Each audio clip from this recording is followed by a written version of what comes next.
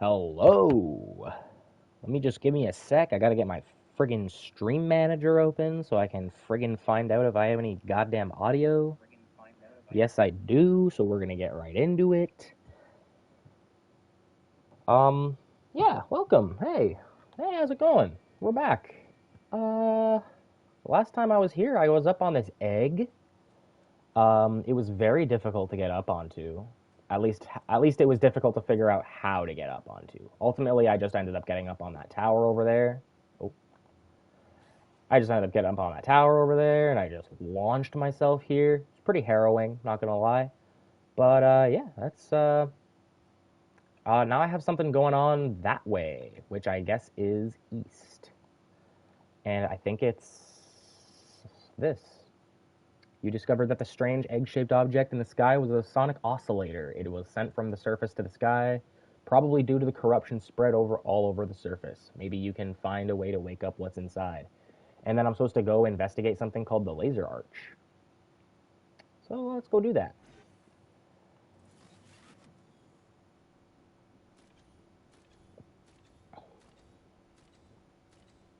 I've decided I don't really talk enough during these, especially if nobody's here.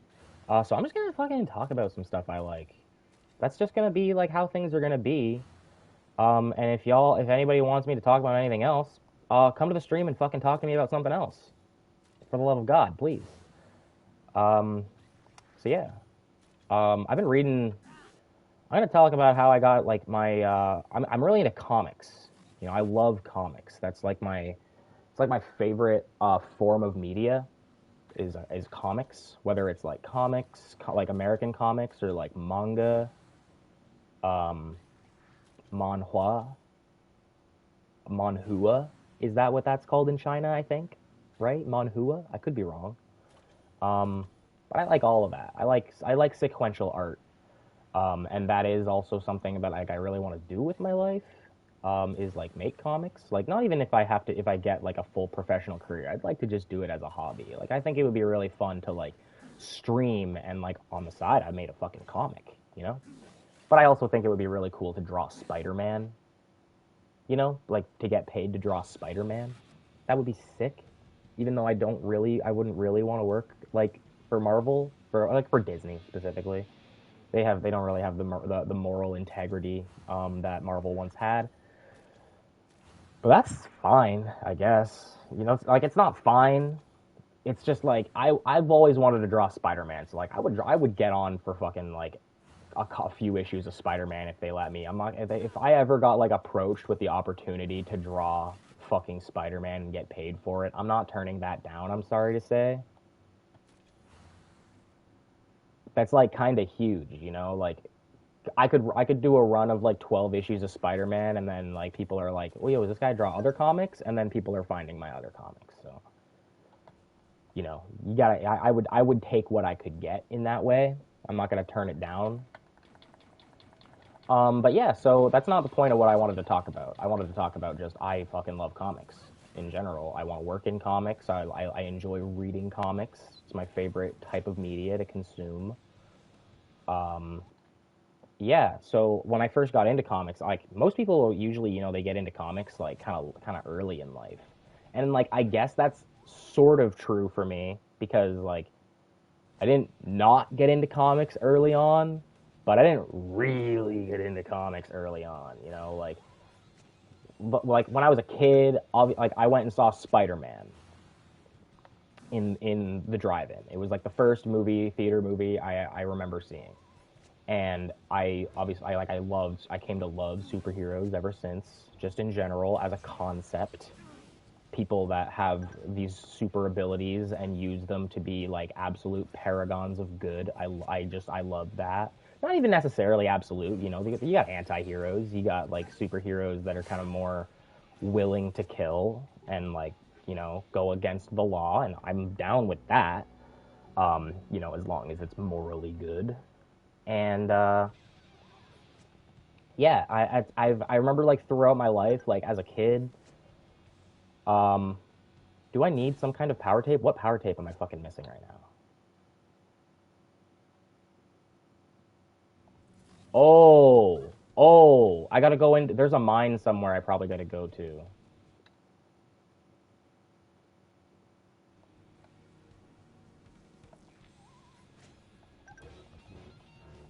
Those things are the worst enemies. I'm just gonna take a sec to fucking fight this thing. It's not the easiest thing to focus while I'm fighting this thing because this is like a difficult enemy a little bit because of these fucking dumb tentacle arms it summons.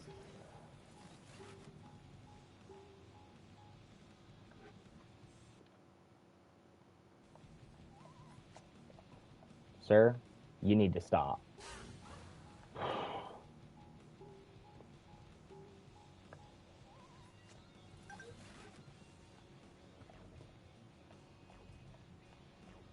Fucking die, man. Thank you. All right. So where was I? Yeah. So I like through it. Growing up, as a kid, I was always really into superheroes. And I remember once, um, the earliest like comic I ever read was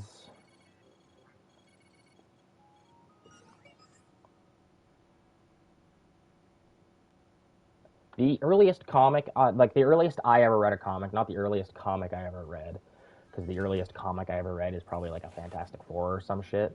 Or no, I think it's probably like it's Golden Age Flash. I've read Golden Age Flash. But like the earliest I ever read a comic was like probably like in like grade, like I was six or something, or 6 or 7. Um, I was in like second grade, and we went to the school library. And while I was at the school library, I found like I don't know if these are even still like a thing. Like I don't know like how much people would even like remember these. There was like these little books like when I was a kid, the like little gold books or like little they were like a little picture book like for kids and babies, and they had like a gold spine with like little designs on it. And I remember like one of the books I took out of the library was um it was like one of those books where they like recreated or like redid they like retold like the Pokemon movie, like the first Pokemon movie. And I had already seen the first Pokemon movie, so I kind of just thought it was cool that they had a book version of the Pokemon movie, even though it was just one of those like little kid like gold spine books. Get the fuck up there, man. Um, and yeah, like I thought that was neat, so I took that out of the library. Obviously that's not the comic. Like while I was there getting that book out of the library, um I also got, dude, this is neat, this is so cool. um while I was there, I also saw that they had the Yu-Gi-Oh manga, like the first volume of the Yu-Gi-Oh manga, or like second volume or something. It's like there's an episode of it. I don't know if people remember the episode. I think the guy's name was like Shaddy. He had like the Millennium Scale. Oh, and damn it. And in the manga, dude, that part was crazy. He like duels like a billionaire guy, and he like when the guy loses, his chair turns into like Godzilla and eats his head. And I was horrified, dude. I was like a kid. I was like 7 or 8. Like, and it was crazy. But I thought the art was like really cool too. Because like the Yu-Gi-Oh art style is a very cool kind of art style. It's very inky. It looks kind of like a Western comic in terms of like how it's inked but with like Japanese anime like character designs. Um, and I fell in love with reading it. I remember staying up like super late that night, and I gotta wait. Actually, I just realized she's probably talking over me.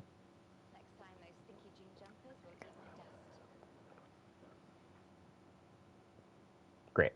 Um, Probably not that important what she was saying. So I remember staying up like all night reading that book, the entire volume of Yu-Gi-Oh,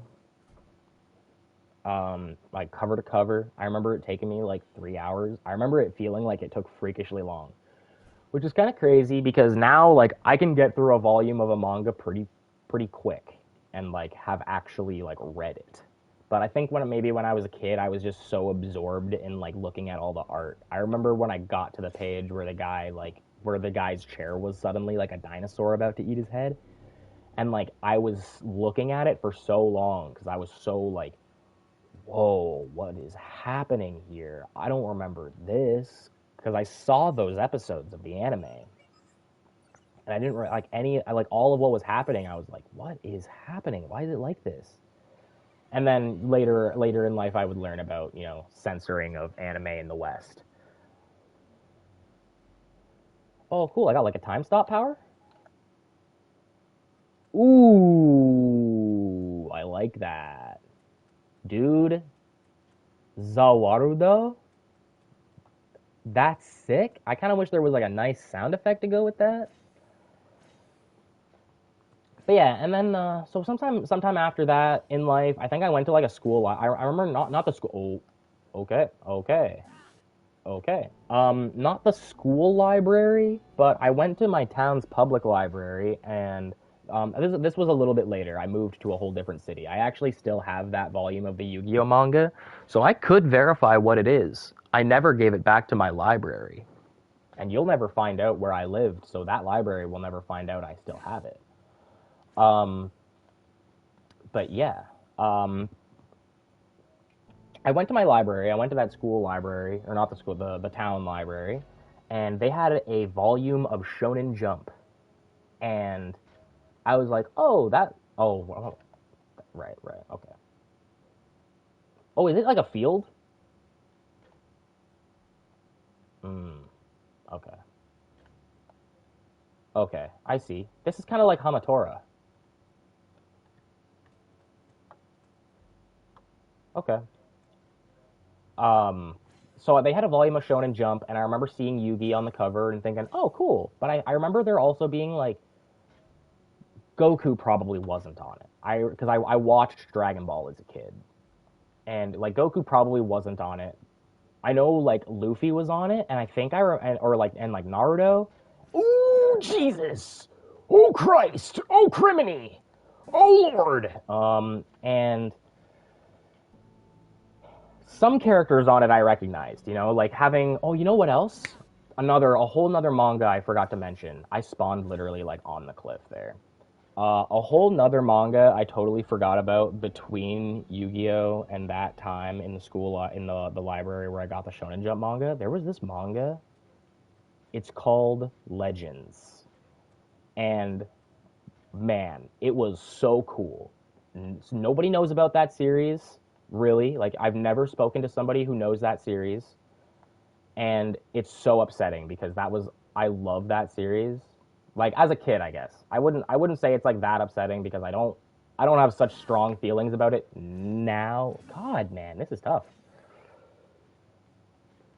This is tough. I gotta focus for a sec.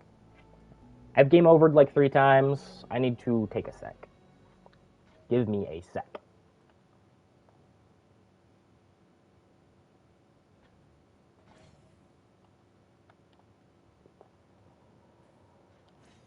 Okay, so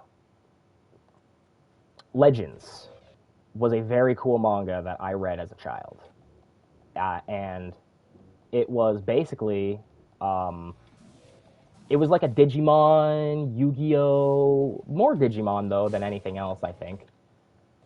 Kind of manga.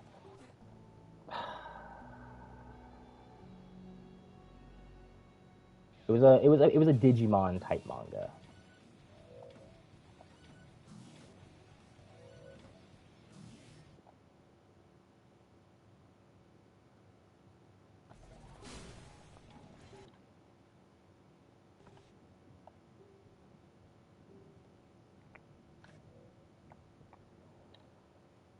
Okay, it was a Digimon type manga.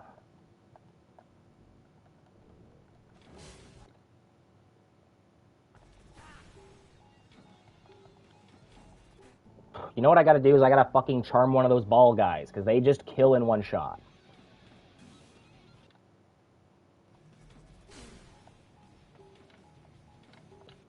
Give me a fucking chance, dude.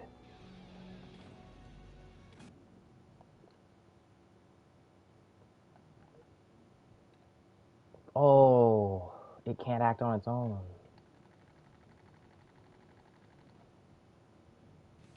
Yeah, you guys are fucked now. You guys are fucked now. Come on, dude. Get those other guys. What are you doing? Okay, okay. No, what the... Dude.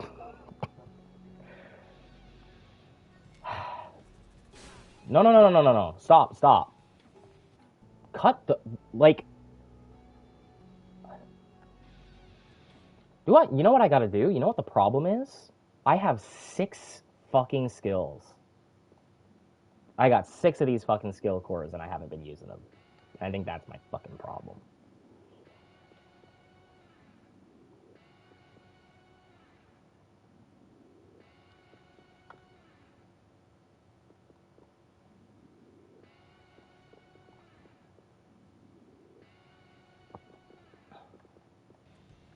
Okay. Fuck you.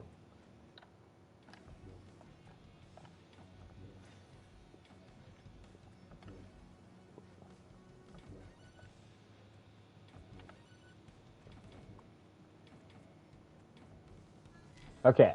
So. Oh, okay. So, Legends was a manga that I read as a kid. It had only 4 volumes, but when I was in second or third grade, I found it in my school library, and it only had 1 volume there. So I took it out of the library, and it was a really interesting story. I'm not going to go into detail about it, but it was basically this world where they had these things that were essentially digivices. They were called talispods, and they would take a thing called like a it was called like a soul gem or something like that, and it basically like all of the soul gems housed some kind of like mythical creature, like a dragon or a golem, or like a fire being, stuff like that. And um, basically, like it would like project it like into the real world, and they could like take care of it like a little Tamagotchi. And you could take out the crystals and swap it. Like they actually made the Talispod like a real thing. Like you could buy the Talispod and like actually use it like a Digimon, and you could buy the crystal separately, and you just stick it in the top. It just looks like a little torch kind of thing with a little screen on it. You can actually find them on like eBay. I kind of want to get one. Um, and yeah, that was it. Like I really enjoyed that series. Later in life, I think I remember trying to watch The Hobbit. I got really bored watching The Hobbit, and I binge read all 4 volumes of Legends while watching The Hobbit. So I don't really remember The Hobbit, but I remember Legends, and it was awesome. So there was that. A couple years later, that Shonen Jump manga, I recognized characters on it because I saw them in the back of that Legends manga. Because manga is always promoting other manga. What are you doing? What are you?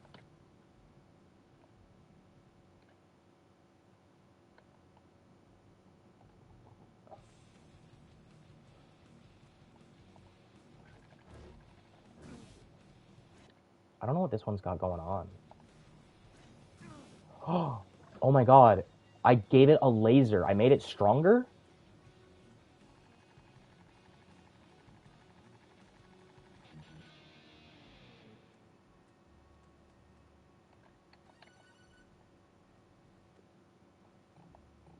Oh, dude, I wish I could make it target that. I wish I could make it self-destruct.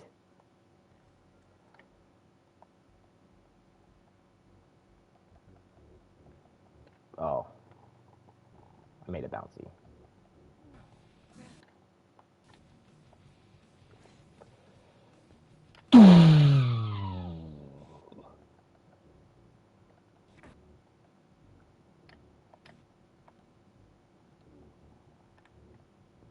Dude, this changes so much.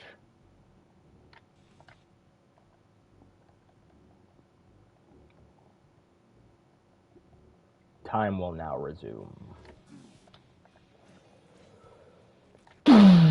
Oh, he's not in my field. Oh, hey! Stupid. That was your laser. That was the source of your laser, you idiot. Oh, and it's frozen pointing at it. That's funny.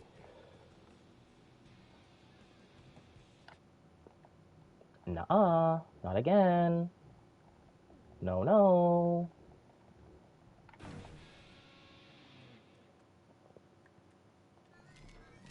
So I recognized some of the characters in the back of that Legends manga. It had like little pictures of like of Luffy, who I also recognized from the 4 Kids version of One Piece, having appeared on, like, when I was a kid. There was a TV channel called YTV. I live in Canada. There was called YTV. It had One Piece, and I remember like trying to watch it and like not being that into it. I remember thinking it kind of reminded me of Dragon Ball, but also thinking it looked kind of dumb. And so I just didn't stick with it, which is kind of ironic because it is my favorite piece of media of all time. I love One Piece so much.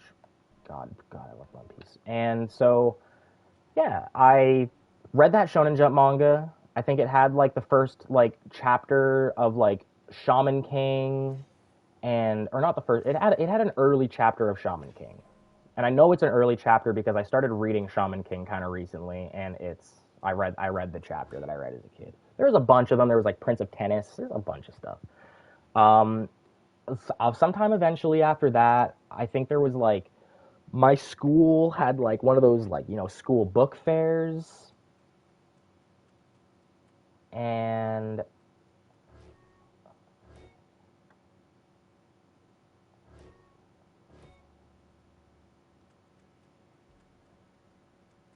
my school did like one of those like scholastic book fairs basically. And oh, I see what I'm supposed to do. And they had the Avatar: The Last Airbender, like the first volume of the Avatar: The Last Airbender graphic. It was literally just like episode one, but like as a comic. And I read it. I really liked it. I loved that book. I think I still have it, but it's probably damaged by now. I read Bone. I loved Bone. Bone's so good. Bone is like Berserk for kids, kind of. It's not like overly for kids, but like it's like Berserk for kids.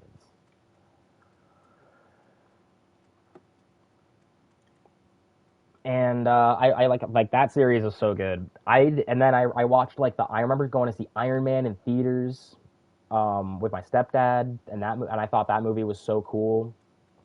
I remember as a kid, like I genuinely thought that movie was so cool. I remember when I was a kid, like I wanted to be like an inventor, which is kind of just funny because I'm not smart. Like I'm not like that. I'm not like smart like that. I'm not like a fucking mechanical engineer type guy.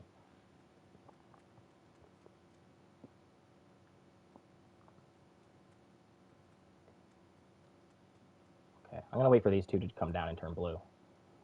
I'm not a mechanical engineer type guy, so it's kind of just funny that like I wanted to be an inventor as a kid, and I remember drawing like schematics for like an Iron Man suit that I was gonna try and like make myself, and I remember like drawing it at school, and like people were like, "Oh, what are you drawing?" And I was like, "It's an Iron Man armor. I'm gonna build an Iron Man armor and be Iron Man."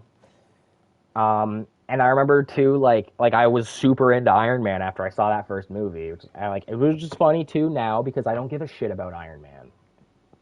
And I went and like to like the local Max convenience store, which I think is what like Circle K took those over. I don't know if there's like Max in like America or anything, but y'all got Circle K's, and I know that because of Bill and Ted.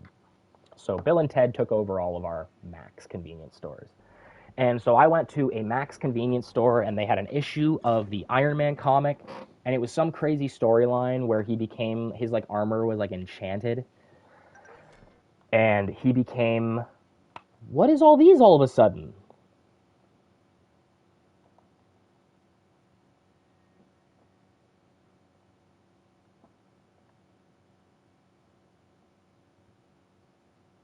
Oh, okay,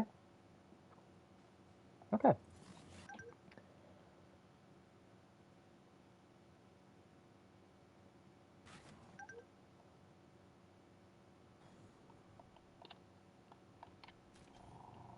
Oh, oh, dude.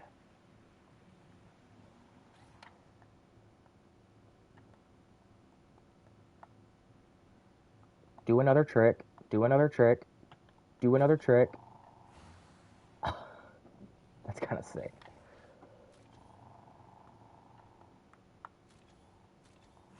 It's not really that useful, I guess, but it's kind of sick. It's more, I guess. Oh, I should go to this one actually first. I'm gonna work around on like a circle. Um, yeah, it's kind of just better like finding to turn on a dime. Like this is pretty useful. I feel like.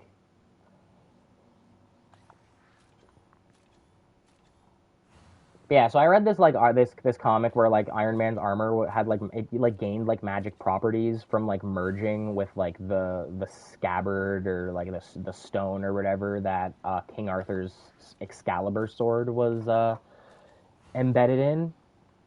I remember that comic being pretty cool, but I really don't remember like the contents of that comic beyond the fact that Iron Man had an armor that was it was like a magic armor because of King Arthur's sword thing.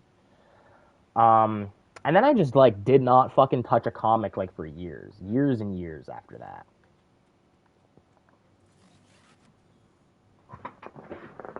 Oh, sorry, 1 second. I gotta fucking see what my bunny's doing. I hear her chewing something plastic, and I don't like that. Cream, you're a little fucking menace. All right. Yeah. So I read that Iron Man comic. Iron Man comic was pretty good. I didn't really read any comics after that, like for a few years, and I would have read that I think in like grade 7. I don't remember how old I was, but I was in grade 7. After that, like I watched like superhero movies here and there. I thought superheroes were really cool. I've always just felt superhero movies were really cool. It's very rare that I miss going to see a superhero movie. Um, and then My Hero Academia came out when I was finishing high school, and I remember specifically seeing a meme, like or not like a meme. It was like a Instagram. It was like a Facebook post where it was like, um, it was like Naruto and Luffy, and they're like having like this. It was like someone made like a fan comic kind of page, and it was supposed to be like Naruto and Luffy like kind of like interacting with each other. I think it was like Naruto like ended, and um, it was them like saying like wishing like Deku well, like being like because really early My Hero Academia kind of gave off like superhero Naruto vibes. And so like that was like the point of the meme was like that kid's probably going to be great someday, you know. He kind of like, and then Naruto says something like, he kind of reminds me of me, and which is awesome. Like that's crazy that like that's the meme I saw like before I read My Hero Academia, because My Hero Academia now is huge. It's like one of the most like successful manga right now. Um, and I read it weekly for like all like I started it when it only had 4 chapters.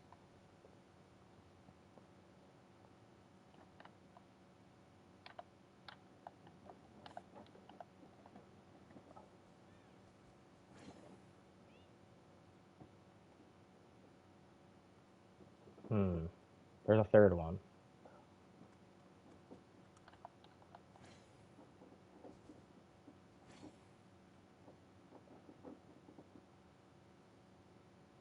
Okay. I want to line up the timings.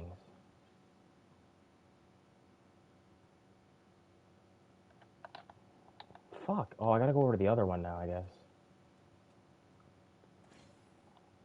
Oh, and that was way the fuck up there.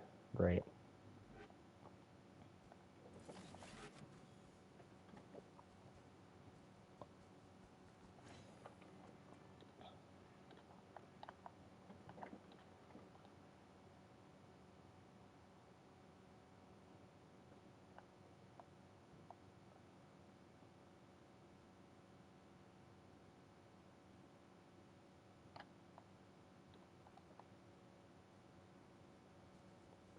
Okay.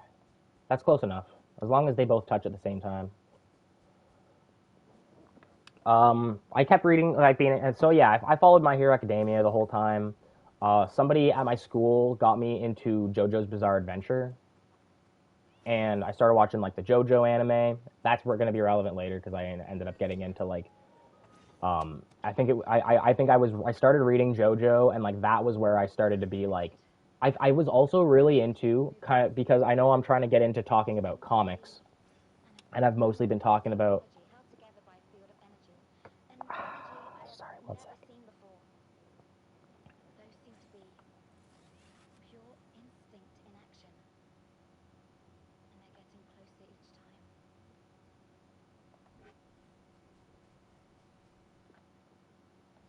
Okay. Um.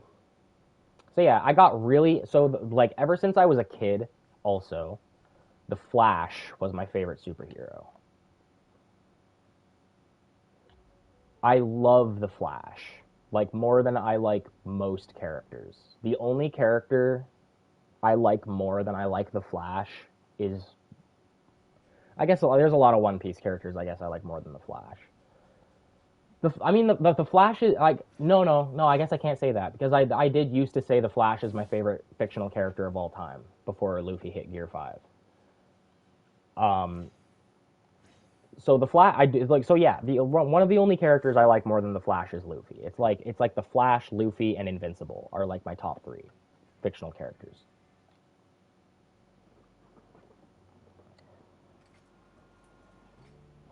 And I remember watching the Flash show, and for at least season one and season two, I thought that show was very good. And right after high school, I started my first full time job.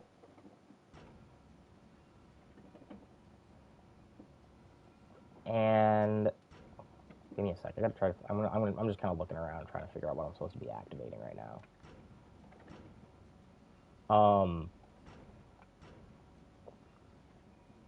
So I started my first full time job, and I decided since I had a little bit of spending money, I wanted to get something for me. You know, like I decided I wanted to try getting into comics. So I started buying Flash comics. I remember, I think the New 52 was like the big thing at the time. That was with DC. They had like a big relaunch.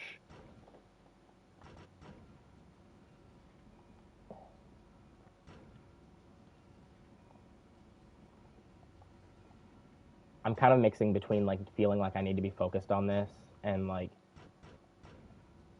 talking because I keep being like, oh yeah, I know what I'm doing, and oh, I gotta point it at that. I gotta point him at the sonic oscillator. That makes the most sense.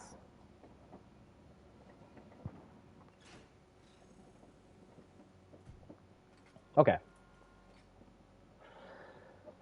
so I started reading the Flash comics. I loved the Flash comics. They were very good. The New 52 is what was going on with DC at the time. It was it was a whole thing where like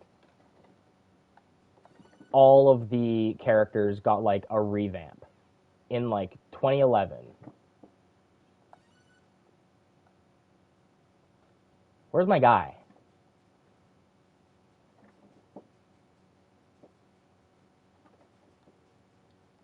All right, I guess I'll fucking take you then. Let's go.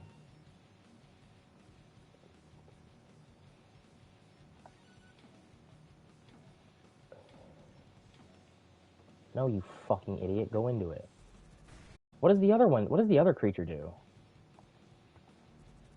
Why does he attack it? Why does that guy attack it? Where's my little buddy? Oh, there you are. Let's go. Yeah, so all the characters got like a revamp. I remember reading all of New 52 Flash, New 52 Green Lantern, New 52 Superman, New 52 Batman, New 52 Justice League.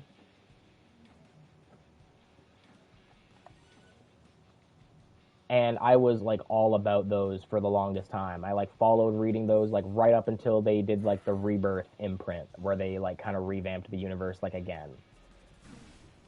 And then I started finding DC comics were kind of getting too expensive for me because when I first got into comics I was living like at my stepdad's and I had so much disposable income because I did not have to pay that much rent, and I was getting paid a lot of money like every week, and or like so like comparatively, I guess a lot of money. Like I make like more money now, and like it's fucking still not that. It's still like not like enough.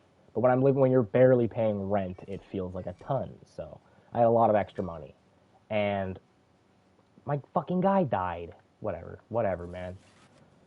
And I started reading all like just a ton of DC comics. I'd get my hands on like whatever comics I could get my fucking hands on. I got them all. It was on Comixology. That was the thing that kind of did it for me. Is like when I feel like I've always wanted to get into comics, and I never really did as a kid because they weren't that accessible to me. Because when I finished that Iron Man comic and I went back to the Max to try to find like the next one, they didn't even have like more Iron Man comics. It was just like some other fucking character. And I was like, well, I want to know what was coming next for that Iron Man story that I read. So I guess I just have to fucking wait or like go fuck myself or something. So I gave up on that. That was why I never continued reading much comics after that, and just kind of stuck with manga. I still haven't really read that comic because I still don't really give a shit about Iron Man. So I didn't really care enough to like go back for it. I'm gonna go grab that tape and then I'm gonna shut up for a few seconds.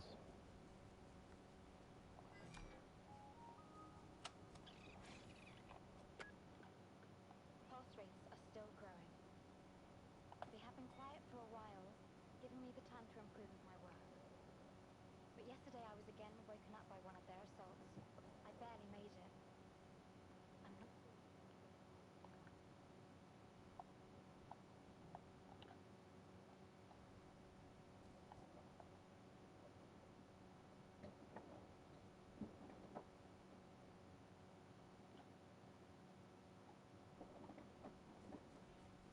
Okay.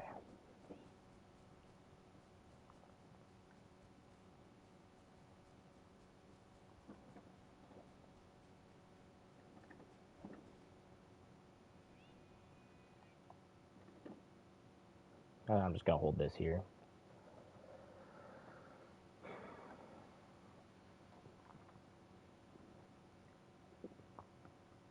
Once I moved out on my own, I started to find that DC comics were getting too expensive because I was reading them on Comixology, now Kindle. Thankfully, I still have all those comics. I have like 800 comics in my Kindle, and it was getting too much to buy every volume, every issue that I was reading because once I got caught up, I was not patient enough to wait for the volume releases. I wasn't really looking into like already completed books or like other like graphic novels that like maybe had like more stuff going on. I just stayed caught up and I was buying every issue for like a few months of like Rebirth. I think I made it to like issue like 10 on like a handful of those characters. And then I had to drop it. One of my friends from high school introduced me to Marvel Unlimited, where it's like Netflix. You pay a subscription and you can read like an endless amount of Marvel comics. It's fucking crazy. So I read that for a few years. I read a ton of comics. I've read like a ton of Marvel comics. Like once I got on there, like I got on there and I made the decision that I wanted to be like up on like all the current Marvel characters, like where they were at. So I got caught up on all of their 2018 runs, and it was fun. I was caught up on Fantastic Four. I was caught up on Amazing Spider-Man. I was caught up on the Avengers. I think Immortal Hulk was coming out at the time, so I was reading Immortal Hulk, and that book is incredible. I highly recommend that. Like even if you don't really like superhero comics or anything, the Hulk is like a really fucking crazy like horror comic, like psychological horror, thriller, like body horror. It was a wild series. It was kind of like John Carpenter's The Thing, and yeah, it's awesome. And I should pin these so I make sure I go around in the right order. And yeah, that's basically that. That's my lore, kind of. You know, like that's like my history of like why I fucking love comics. Like, you know, my favorite comic of all time is Invincible. If anybody hasn't read Invincible somehow still, or even seen the Invincible show, like I highly recommend it. I highly recommend reading the comics. Like the show is so good, but I really recommend reading the comic because like the show doesn't do the visuals justice. The show looks great. It looks fine. I'm not one of those people that bitches about the animation, and they are bitching about the animation. Um, but I like the art in the comic is amazing. It's like the best art I've ever seen in a Western comic.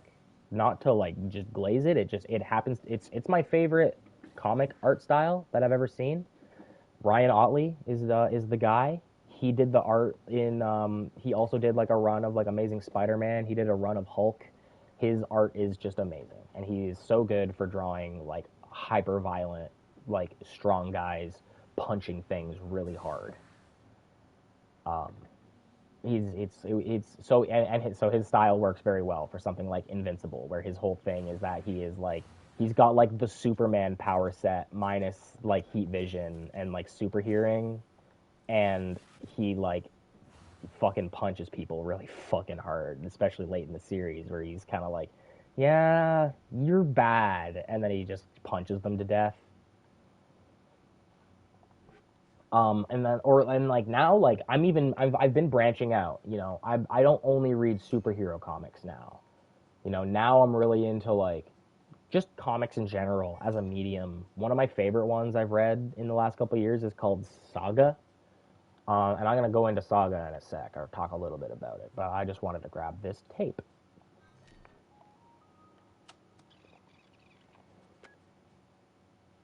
I can't keep up with the growing rhythm of the pulse rates. I'm very worried about their strength and over the possible limits with the hoverboard. Even the will be too small for them if they continue to grow at this pace.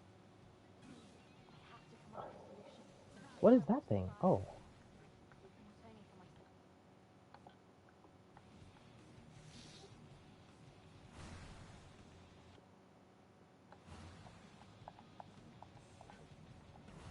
oh, whoa.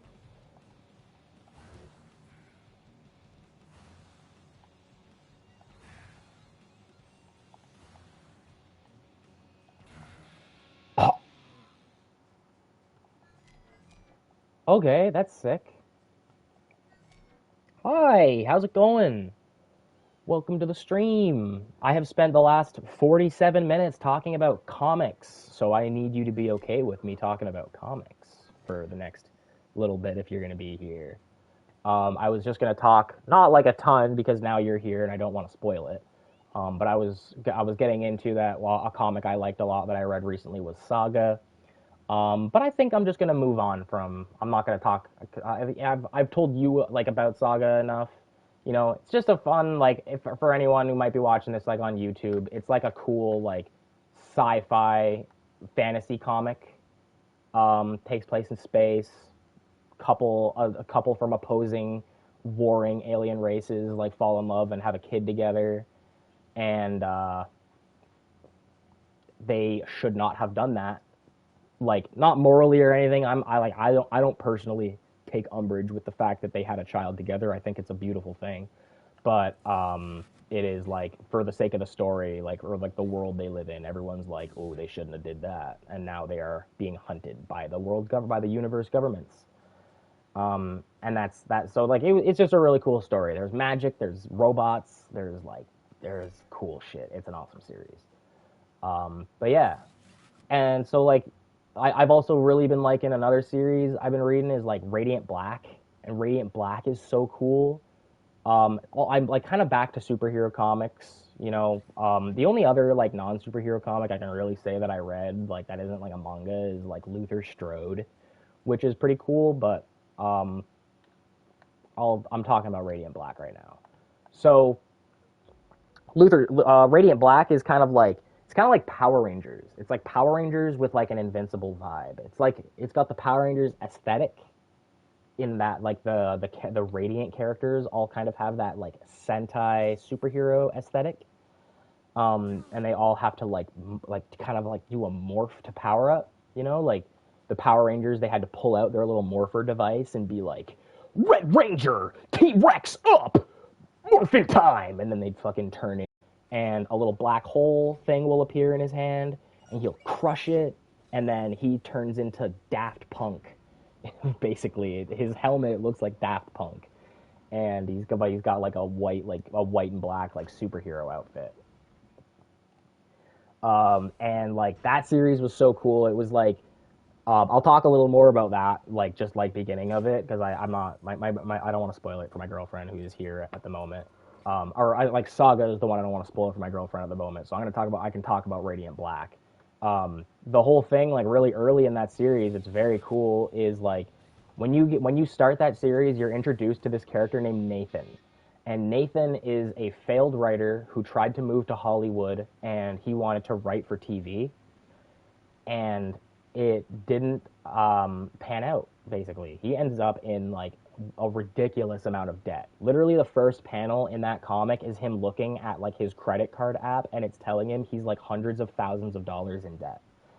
And so he's moving back home with his parents, and like they're totally okay with it. They're chill. Like they wanted him to try and pursue his dream, and even though it didn't work out, they are still there to support him, and that's so cool.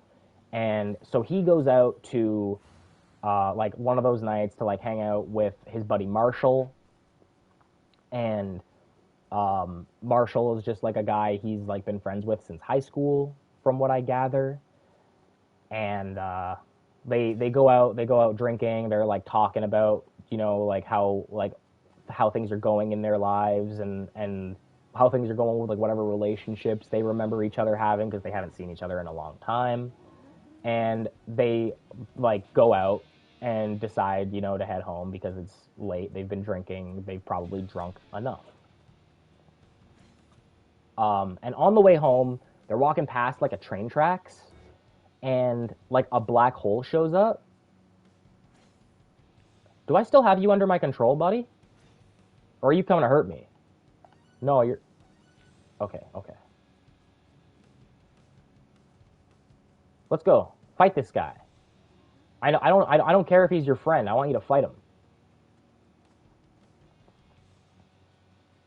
Come on, buddy. Let's go. Look at him. He's stupid. Look at him. He said your mom's fat, buddy. Get him. Fucking kill him.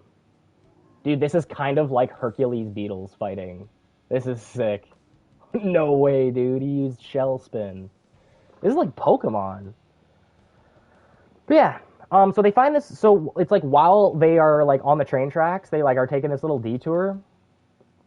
And they find they see this like little black hole thing, the little black hole thing I mentioned earlier that Radiant Black grabs to activate his powers.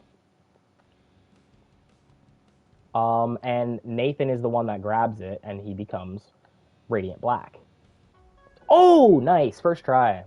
I didn't even have to go over there and adjust one. He becomes Radiant Black. And he ends up finding that he's connected to some huge, like, extra dimensional, universal source of power. And it's like it's just straight up something called existence, and there's like some kind of weird robot being that he sees when he goes to this other like trippy world. The art when he goes there is crazy. Like there's like a page, it looks like a interdimensional MC Escher painting, where it's like there's like stairs like everywhere. It's like a whole like 2-page spread.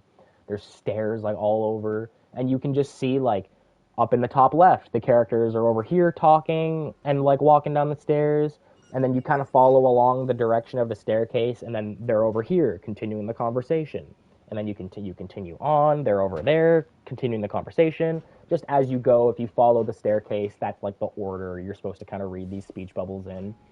It's not doing paneling, it's just a big 2-page spread, and your eyes are supposed to follow this giant, crazy, interdimensional spiraling staircase. And even like as they are going, like the speech bubbles are rotating too. Like there's a point where they're like walking, like they're like sideways, and the dialogue, the text is like kind of turning sideways too. Oh, yeah, the text kind of turns sideways too. It like rotates with all of them. What do I got to do to get that? Oh. I don't care that much about getting the designs, I guess. Um, but yeah, so for basically for a while, like Nathan ends up being like finding out he's supposed to be in, he's connected now to some kind of like war for like the radiant energy, and while he's like out just like doing like superhero stuff, or he's like hanging out with Marshall, and then suddenly like the building they're in gets attacked, and there's another like radiant person, and it's a radiant red, and like they show up and they like just and Nathan like thinks they're a bad guy because I think the police actually, it was like Nathan got the radiant black power, and then like the police showed up, and they kind of had like a little bit of an altercation, but the police ultimately realized that like Nathan and Marshall like weren't causing problems. They thought Nathan and Marshall were fucking around on the train tracks, but then like a train was like an oncoming train was coming and was gonna like kill them all. Like they didn't have time to move.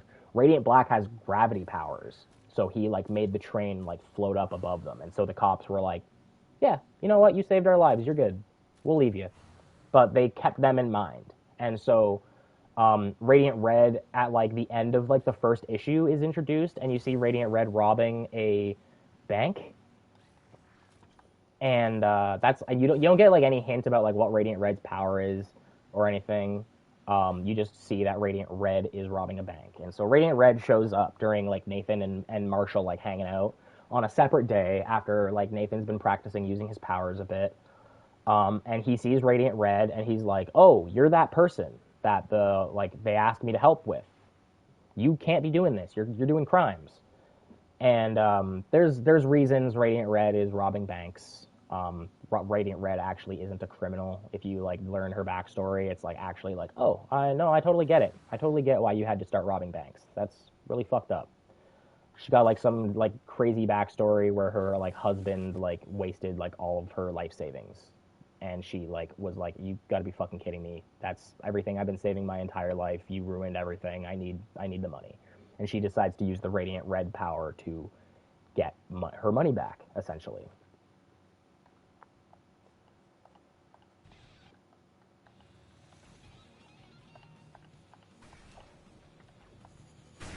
Oh, what the fuck just happened? What is this? Why is all this goo? Dude, fuck you. I'm literally just hammering him with his friend. Fuck you, dude.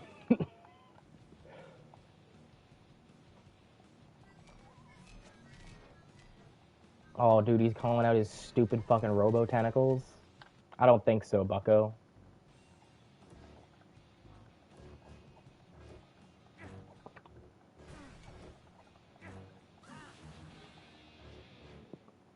And so Radiant Red shows up while Marshall and yeah, Bucko. All right. It was either Bucko or Buster. It had to go one way or the other. So Radiant Red shows up while Radiant Black, while Nathan and Marshall are having a chat, and Nathan's like, "Oh shit, you're that guy," and he powers up and he starts fighting Nathan, and Radiant Red has the ability to like absorb like matter to like make themselves stronger. Like you'll see like their arms get bigger. At first, it's like they're getting like muscularly bigger, but eventually they start getting more like mechanical and like armored. And apparently it's like the power of some kind of like ancient destroyer or something.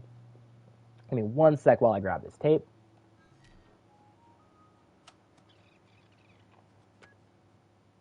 Personal log note 66. Like everywhere else in the galaxy, Upward Corp has put their print on this planet. However, some don't match Upward Corp database. It's strange to think. Centuries ago, there was no Upward Corp managing every aspect of our life. Huh, sounds familiar.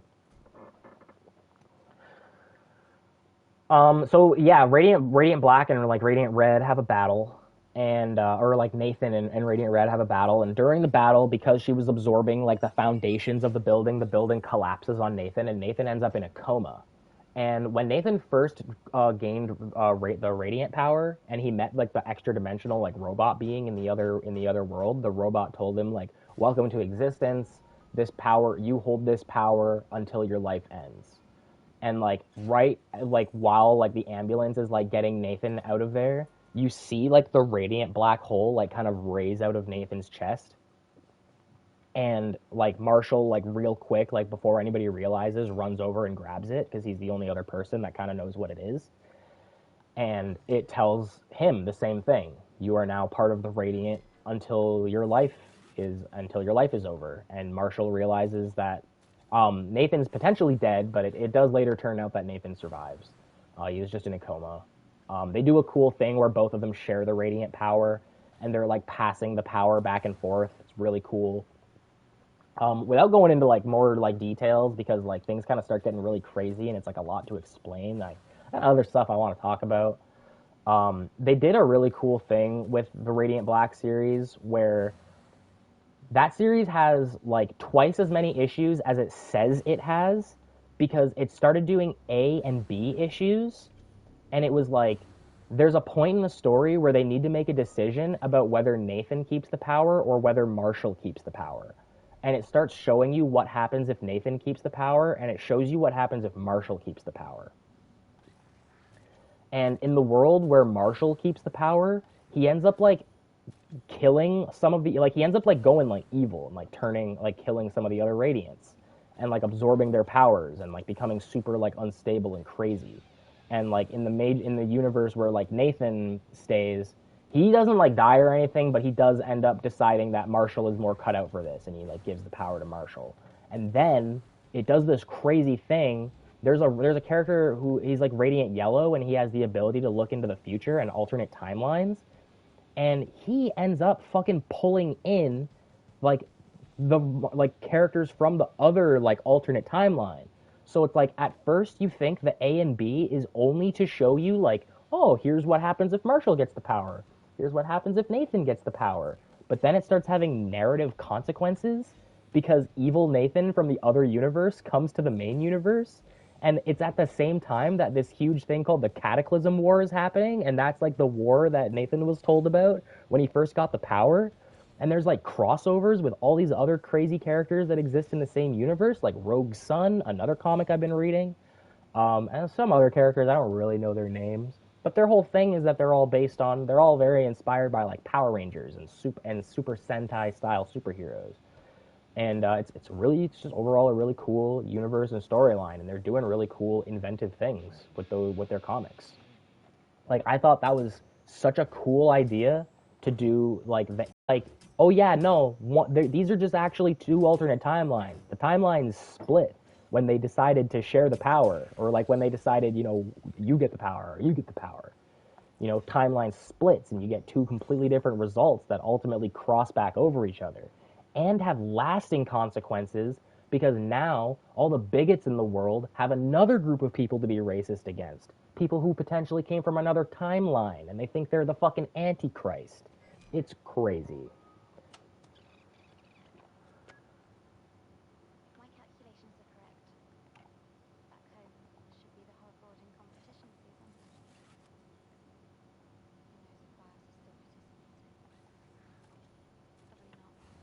That was a special time because we used to do that together, but now... Also, I'm the one who taught him everything about riding. How far can he go alone? How far can I go? Here.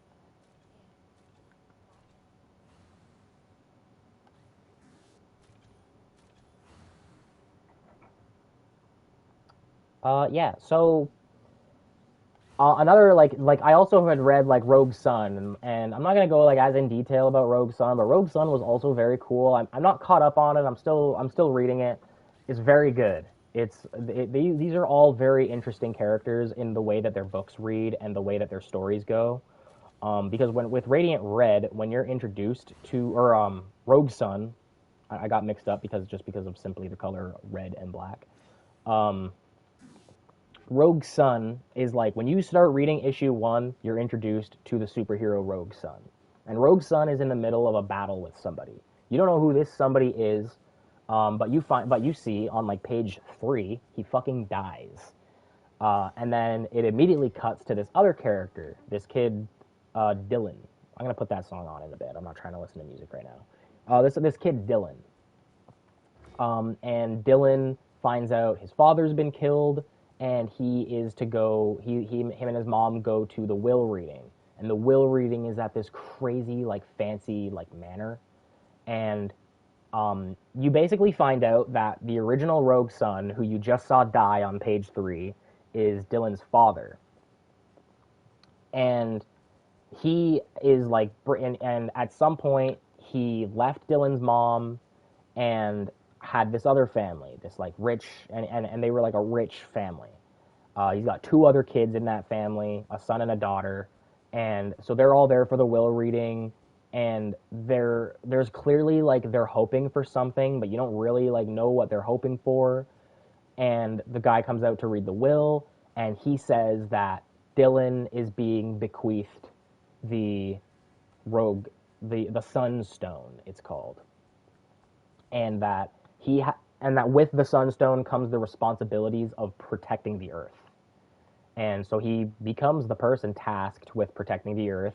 The Sunstone, like, it flares up, and like every time it starts like sparking, it means like there's danger in the world. It's essentially it's the call to action. And so he's got to go out. He's got to be Rogue Sun.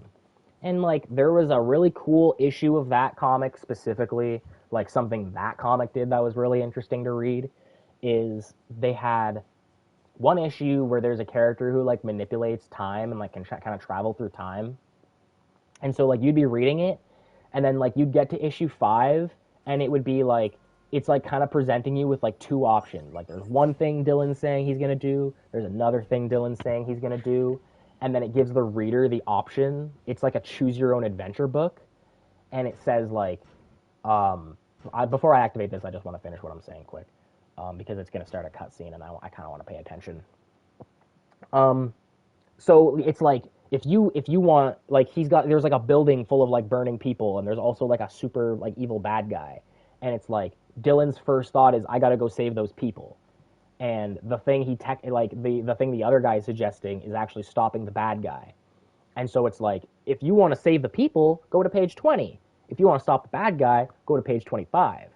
And then it's like you go to page 20 to save the people, and like he like manages to save the people. They're safe for all of 10 seconds. They all die brutally, and then he gets like hit really hard, and then he's sent back in time to that page where you had to decide, do I save the people or do I fight the bad guy? And in the page where he gets there, there's the page always has this image of him falling back onto the page, and the time guy being like, looks like that wasn't a great decision. So what do you want to do now? And then you choose to do the other thing. And the whole book is like that. It's only like 25 pages, but you're doing a constant, like, you get to this page and it's like, go to page 19 or go to page 23. Go to page 14 or go to page 17. And it's like the whole book is like that. It's a really fun read.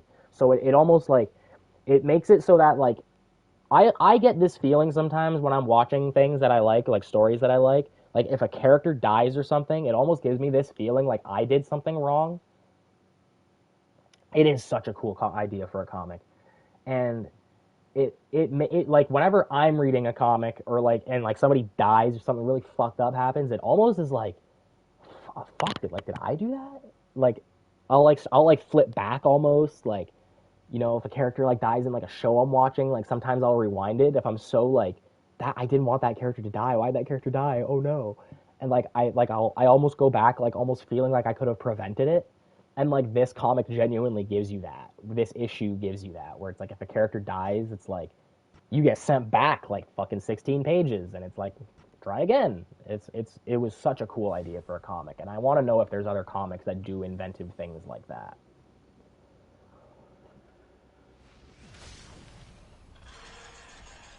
Whoa. Did I want to wake that thing up?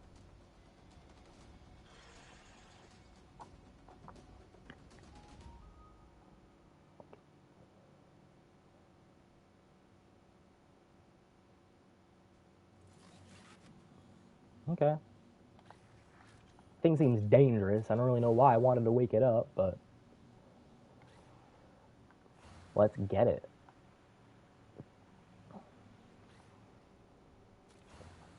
You also learn like just throughout Rogue Sun, like because the Sunstone's like passed down, like you see really cool like other versions of Rogue Sun. You know, usually when you get like a comic with like, and you get like other versions of a superhero, it's almost always like other versions of it. You know, like Invincible, you get through the character Angstrom Levy. He opens up the multiverse in the Invincible War, and you see all the different Invincibles. Um, but this was like the way they did alternate versions of Rogue's son is it's a generational power. He, you know, in his bloodline, they always pass the Sunstone down to the next in their bloodline.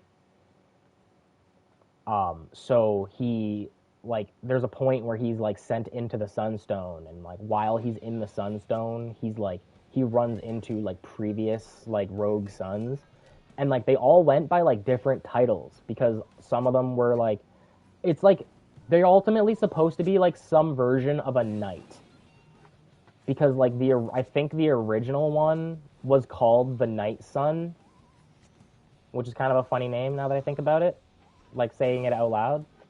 Um, but yeah, like he was the Night Sun, and like they all like kind of look the same, but with little variations. The one I remember looking significantly different is like the Viking Sun. I can't remember what he was called. I think he's like the Warrior Sun or something like that. But he looked fucking cool, and you find out like through like the Night Sun that like the rogue that the Sunstone has the ability to like do so much more than just what Dylan is told that this thing can do. Like Dylan's told this thing allows him to fly, and it lets him like shoot fire, and it lets him like punch hard, and you find out that this thing can actually like spawn like a sword, like a magic like fire sword. Nice. I gotta get the fuck out of here. And yeah, it's just really cool. You see, there's other ones too. Like there's like, I guess at some point in his family line, this guy, they were Japanese because there's like a ninja son as well. And there's like some kind of like Middle Eastern like assassin person.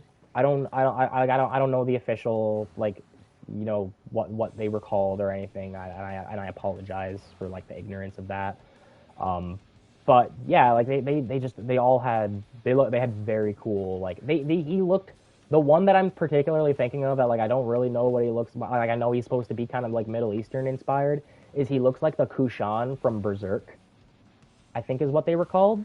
The guys that like throw around chakrams and stuff and wear like face veils. That's like what I'm particularly what I'm thinking of. It was just it's a really cool comic. I don't know if there's really any other comics I can think of that I read that were particularly really cool. I mean, Scott Pilgrim's obviously really good. Like just any like just as far as ones I really like, and I'll list off like some comics, some mangas too. Is like, you know, Scott Pilgrim is awesome. It's like 6 volumes. It's a very quick read. It's a lot of fun. Like Luther Strode. I mentioned Luther Strode earlier. That's a fun one. I actually wanted to like that's it's kind of like one of my favorite manga of all time is this manga Baki the Grappler. And Baki the Grappler is a manga about this guy, this kid who like his father is the strongest creature on earth. I don't really know how I'm supposed to fight this thing. I don't know what I'm doing that's doing damage to it. Now that I'm thinking about it. Yeah, so Baki is the son of Yujiro Hanma, the strongest creature on Earth. Can I attack these things? Nope, nope, nope, nope, nope, nope, nope. He's the son of Yujiro Hanma, strongest creature on Earth. And by strongest creature on Earth, I mean there's literally not even any animals in the animal kingdom that can beat this guy. And he had a son because he wanted to have a son that would be also he like when he like meets like the woman that like becomes like his wife, he says like, "You will give me a son, and his name will be Baki, and he will be the strongest man ever." And then but then like throughout like the series like Yujiro's like the villain because he's like pissed off and like angry that Baki like can't defeat him, like he thinks Baki's so weak. Damn, that thing got far away. Because he thinks Baki's so weak. And yeah, I'm not gonna lie, Yujiro can be a pretty gross character. There's like things like he can be entertaining because he's so outrageous that and like ridiculous that like it's kind of just funny. Like if you treat him as a real person, yes, he is very gross. He is a very gross character in person. But just like as a character, he's so fun. He is like a cartoon character. It's crazy. Just like the shit he does. That guy made Donald Trump piss his pants, and that was awesome. Um, and so yeah, so like, but you later just to basically find out that the reason Yujiro wanted to have this son, the reason he wanted to have Baki is because he's so impossibly strong that he's really fucking bored. Like nothing gives him a challenge anymore. He doesn't experience fear. Like he doesn't like he's strong enough to single-handedly defeat the US military. That's like lore. That's Baki lore. That this one guy could single-handedly defeat the US military. And that's why they have to make a friendship pact with him. Because if they don't make a friendship pact with him and they try to fight him, he'll fucking destroy their tanks and their weapons. And all of their men. All of their men. He can grab a guy and fling him around like a nunchucks. And the force is so powerful, it makes all your blood fly out of your eyes and nose. So they can't deal with that guy. It's crazy. But so Luther Strode is basically Baki for Americans. Kind of like how Invincible is Dragon Ball Z for white people. It's like basically there's this kid, standard, tale as old as time, Beauty and the Beast. It's this kid, he's like bullied at school, and he is like really like scrawny and dorky. He's got glasses. He's a dweeb. He's an absolute dorcas, and he like decides like, yo, fuck these bullies, and he's like I'm gonna start working out, and then I can maybe defend myself. And he finds this like exercise magazine called. I'm gonna finish this up, and then I gotta focus because this guy's getting. This is taking too long. He basically finds this workout magazine called like Muscles Max or something like that, and he starts like working out, and he starts getting like really ripped, and like there's like a point really early where he has like an altercation with one of the bullies at school, and he has like this really like he really like viscerally and realistically imagines karate chopping this bully's head off. But it turns out to just be like an imagination. And you basically find out that this magazine he like learned from to exercise is like full of ancient secrets about killing, like killing and being and turning yourself into the ultimate killer with like your bare hands and like martial arts and stuff. Basically, just turning yourself into Baki's dad, or just a Baki character in general. Not that all Baki characters kill.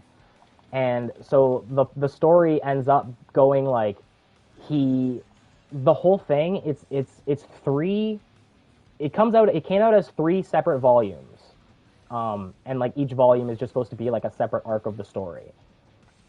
And one of the things was like it's the through line through the whole series is that he has to fight like history's greatest killers, and it's people like Jack the Ripper and like fucking Musashi Miyamoto, the famed two-handed swordsman from Japan and philosopher, the main character of the manga Vagabond. Like he's a real person. Vagabond is the story of his real life. Yeah, it was really it's a really cool kind of thing. And like one of the opponents, the final like big opponent he has to fight is Cain, like from the Bible story of Cain and Abel, because Cain is like biblically the first person to kill somebody. And in that book, he looks like fucking like he's from the band Kiss, or like Lobo from like DC Comics. I know like you, Yana, you wouldn't know Lobo. But yeah, like if you look up Lobo, like that's essentially you can just look up fucking Cain from Luther Strode, you'll see. And yeah, it's a very cool comic. He punches things so hard he punches solids so hard it ripples like liquid. It's the art in it is because it's such a specific looking style, and I've never even tried to draw Luther Strode because like he looks difficult to draw. Anyway, I gotta fight this bird. So I'm gonna shut up.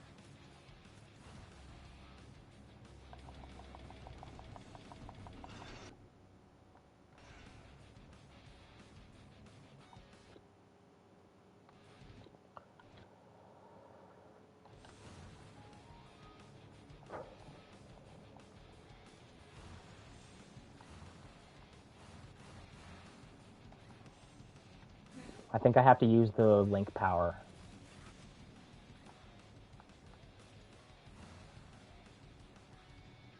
But I gotta get close.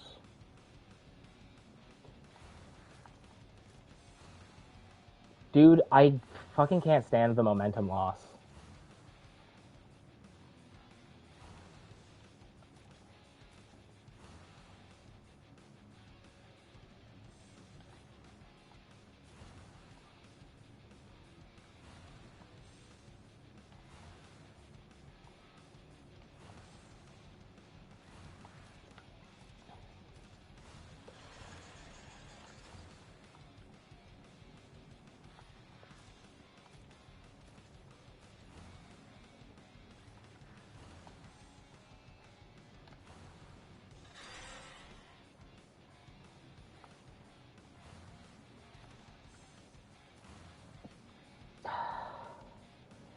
Dude, I'm gunning for you. I know what I gotta do. You're fucked, buddy.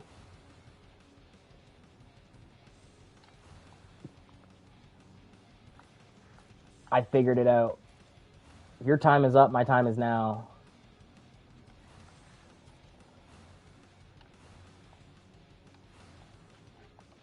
Yeah, dude.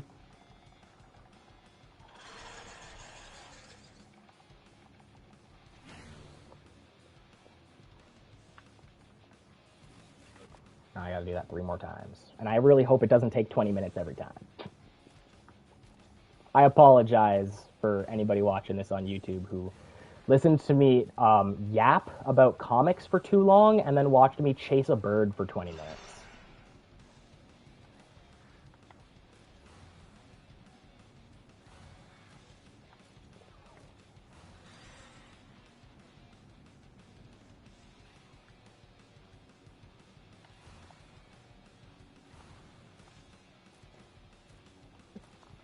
I should. That is like I kind of figured, you know, like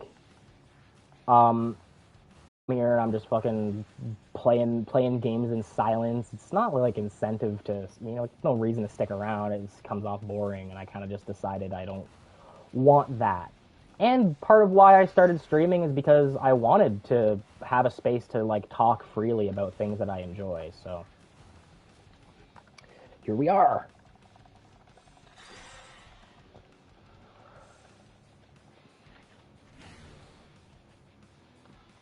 It kind of makes up for when I didn't continue to have my podcast.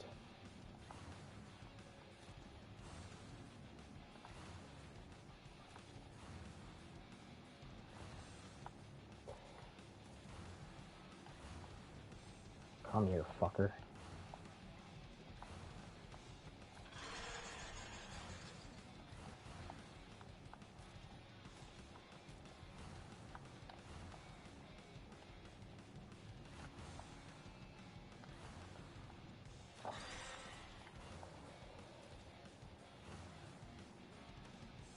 Oh, god damn it. I meant I when I said I apologize to anyone who listened, like I didn't mean like I apologize just for yapping in general. I make no apologies about yapping ever in my life, unless it's to you and I've been going on too long about, you know, whatever thing. But I make no apologies about like just yapping in general. I want to do that. The thing I apologize for is that I've been chasing this bird for 20 minutes. I'm even getting frustrated that it has been that long.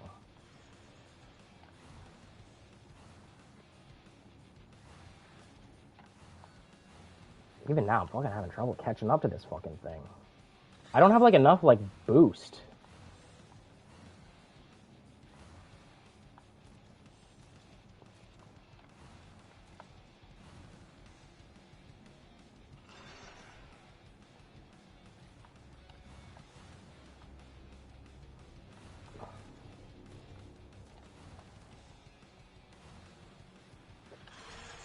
Yes. Yes. Okay, this bird's fucked.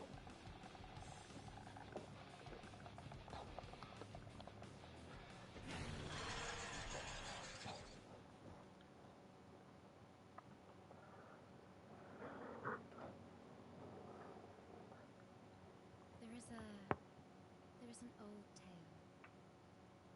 Somewhere, hidden in the depths of our galaxy, there was a race of people. Their knowledge of life was so deep, and their awareness was so advanced that they were able to manipulate mind and soul to a level that's unthinkable to us.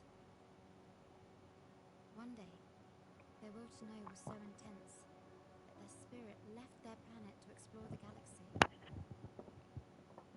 They say that one day, when they have learned everything, their spirits will come back to their home planet and will rejoin their bodies that are still waiting for them.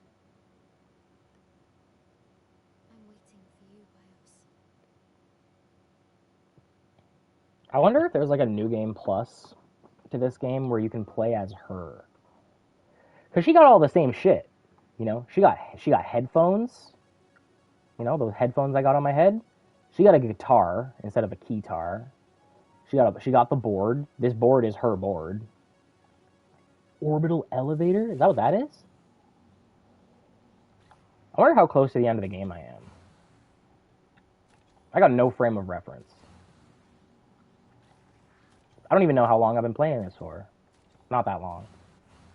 What is this? The fifth session? I've been playing this for 5 hours in total.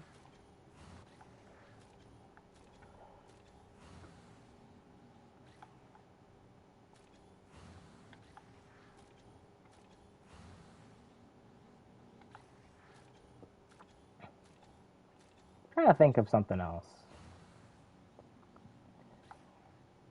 Maybe I could talk specifically about about a particular Marvel or DC character. Because I don't talk enough about the Marvel and DC characters that I love.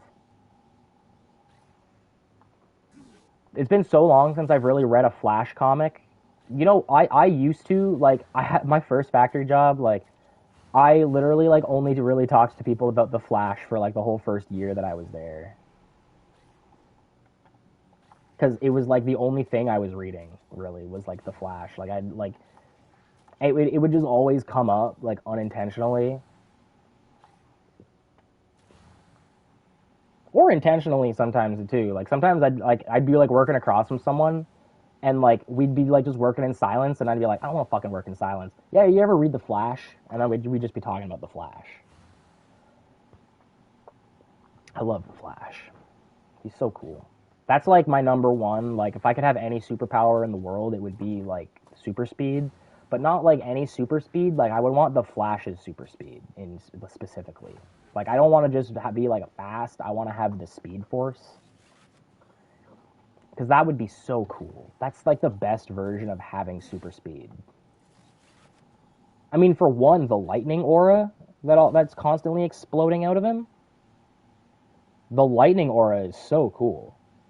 I love that. Like, I don't know, like some people, I know some people, like maybe like longer time like Flash fans, like I know there's people that miss when like it was kind of just like blur, like a streak he would leave behind him. I really like the lightning. I really like the lightning. I think it's very cool when he's like going real fast and the lightning's coming out of him even more. You know, I really like the lightning. And also that like he can throw the lightning. I like that he can use the Speed Force to like summon his uniform. Yeah, the lightning's sick. It should have always been part of the power. He got struck by lightning to get his power. You know, it should have always been there. It's a symbol.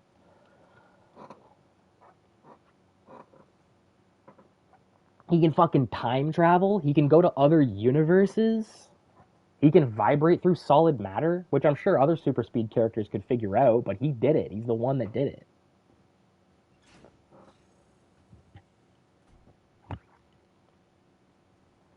He can go impossibly fast. Impossibly fast. It's obscene how fast the Flash can go compared to other fictional characters. I actually recently learned still actually that Sonic is faster than the Flash. I for the longest time was like, oh yeah, the Flash is the fastest character in all of fiction. But that's not the case, I guess. They've officially confirmed Sonic as faster, which is cool. It's sick actually. Is this all this is I go out is it goes back outside? Okay. What am I supposed to do inside though? There was a comic where the Flash outran like an instant teleporter in a race across the universe. Just as like an example of something crazy the Flash did. Like what? Who does that? How do you fucking you gotta go fucking far. That's across the universe. There's not even roads, dude.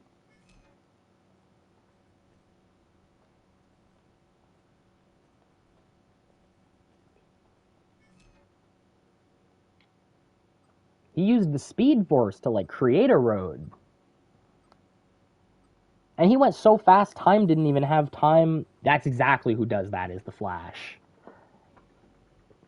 He went so fast, time didn't even have time to move. It was so fast, it wasn't speed, it was trans-time velocity. Because his velocity was going so fast, time couldn't go.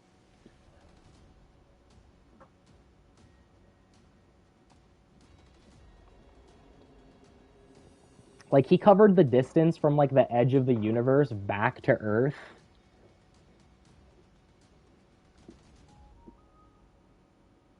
I mean, essentially Sonic also can do like the trans time velocity thing, but just faster. That's it. Like if it was like Sonic and the Flash and this teleporter were having this race together, Sonic would have won the race. The Flash but the Flash would have beat the teleporter for sure, but Sonic would have beat the Flash. The way they showed it in the comic too was very cool because at first he's like in space, the background is space. You know what space looks like. And it turns into like a tunnel of like rainbows and like flashing lights because he's just fucking beaming through space so fast that like what he's seeing, like, what you see is because the light is getting into your eyes. But he's going so fast, the light doesn't have time to get to his eyes. Or like there's too much. Like he's running, so it's like there's constantly like light particles in front of him that are just like bombarding his eyes as he runs. So he's just seeing like this crazy fucking light tunnel while he's on his way back to Earth. Something actually that goes with that, though, I should say, is he used that power situationally. That's not a level of speed the Flash can just do whenever he wants. Sonic can probably do that speed whenever he wants, but the Flash can't do that speed whenever he wants. Something about the Speed Force is that the Speed Force is a extra dimensional source of energy that holds the multiverse together like a glue, and it is made up, it's a dimension of pure kinetic energy. There's nothing solid that can exist there. It's just pure kinetic energy. And it's almost the dimension Cyclops from the X-Men connects to because his fucking eyes just shoot constant kinetic energy. And yeah, so basically it's made up of all the kinetic energy in the universe. Like that's where all of the energy in the Speed Force comes from. Is all of the kinetic energy in the universe. Everything that moves while it's moving is adding energy to the Speed Force. Everything, every living thing, including like plants and stuff, constantly in motion. So the Speed Force kind of has like a pretty constant level. It's pretty it's just like at like a constant level of like fullness. And if everybody, so what the Flash did to make the speed, he basically had to like supercharge the Speed Force so that he could go faster. And what he did to supercharge the Speed Force so that he could go faster, like so that he could do the trans time velocity thing, is he was in radio connection back to Earth. Insane, by the way, because he was on the edge of the universe. He was so far away from the Earth, literally millions of light years away. should not have should not have been able to contact the Earth. By the time by the time the radio waves would have reached the Earth, everybody on Earth would have been long dead by millions of years. But whatever, comics. And so he like radios back. His wife Linda was. Is this it? Like it's in motion? I've been chasing this fucking thing. Is it in motion?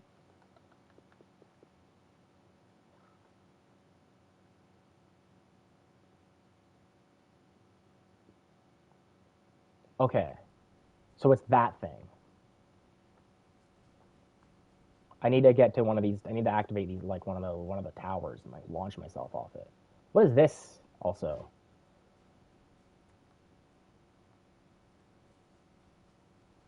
Huh. What happens if I step on this?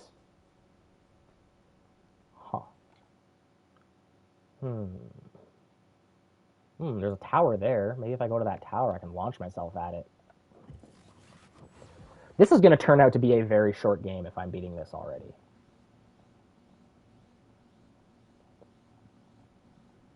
So I lost track. But to finish what I was saying, basically the way the Flash was able to make the Speed Force supercharged so that he could outrun the instantaneous teleporter is he told everybody on Earth to run. He was in radio connection with his wife Linda, who was broadcasting the whole event to the people of Earth, and she told everybody on Earth to run. Because if they didn't run and the Flash lost, the Earth was going to be destroyed by the guy that could teleport. He was something called a cosmic gambler, and the deal that he made with the whole thing is that like the cosmic gamblers basically take the fastest beings of two separate races and make them race against each other across the universe, and the winner gets to have their planet not blown up. But the person that the Flash had to race was this character named, I think his name was like or like something like that, like because he was a being made of radio static, and it turned out that that the Flash, specifically Wally, when he was a kid, used to play around with the antenna on his radio and like communicate with like he could like hear a voice and like talk to it like through his radio, and it was like the Flash, he recognized the voice, and so when the cosmic gamblers were going to destroy his planet, the Flash was like, "Dude, that's my friend. I don't want you to destroy his planet." Holy fucking shit! This is sick, dude. I don't want to finish what I'm saying because I don't want to get distracted while I'm fighting this thing. So the Flash, he doesn't want his friend's planet to die. He tells the racers, you know what? Hey, I'll race you back to Earth, and if I win, both of our planets live. And also you gotta fuck off. No more of this. And if you guys win, you can destroy both of our planets. And the cosmic gamblers are like, I like this deal. And the Flash radios everyone to Earth. Hey, y'all better start running, because if y'all don't start running, Earth is dead. And that includes supervillains. And there's like other speedsters on the Earth, like other Flashes and stuff. When they run, they add more energy to the Speed Force than the average person. Superman, when he runs, adds more energy to the Speed Force than the average person. So they get all the people on the Earth to run. It's like all even supervillains all are also running. Everybody's just running, and the Flash gets like a crazy burst of like electricity just like bursting out of him. He can't really contain it. He's never had that much like imagine everybody on Earth running at once. Like even without something like the Speed Force, that's kind of a crazy thing to imagine. And yeah, he gets this crazy burst of energy from the Speed Force, and it makes him so fast he's able to outrun instantaneous teleportation and race across the universe with no road, no fucking road. He's just using his Speed Force to create a road for him to run on while he rushes back to Earth. He gets back to Earth, and he has enough time to run around the planet like 30 times to burn off the extra energy. Like he gets there and everybody's like frozen in time, and he sees his wife and he's like, Linda, thank you so much for doing this. My beautiful wife, my beautiful braless wife. I love you so much. Thank you so much. I love you. I wish I could kiss you right now, please. I wish I could, but you will explode from the energy coursing through my body. So I need to burn this off. And he fucking runs around the planet like 50 times. Like it's like, you know, when you look at a globe and it's got like a grid pattern drawn all the way around it. That's what it was like. Just the Flash leaving a red streak behind him as he went around the planet. And then he burned off all the energy. The Cosmic Gambler came to Earth and was like, how how long have you been here? And the Flash is there fucking sipping a coffee. Like, took you long enough, dude. Yeah, that was the time the Flash outran the instantaneous teleportation. But it's like I said, it's situational. People misconstrue it. I always hear people bring up the feat that he can outrun teleportation, like because you know people of fandoms love to like be like, oh, my character could beat your character. My character's faster than your character. Your character's fucking weak, buddy. Your character can't do fucking shit. People all do that, you know. It's always like, who's faster, Naruto's dad or fucking the Flash? And it's like, oh, the Flash can outrun teleporters, so it's the Flash. It's like, well, the Flash can't just outrun a teleporter whenever he wants. It's like specific. He needs to get everybody on Earth to run. And do you really think the people of the Leaf Village are gonna run if they think if it's gonna give the Flash like the advantage to beat the fourth Hokage, they're the leader of their village, the hero who saved them? Absolutely fucking not.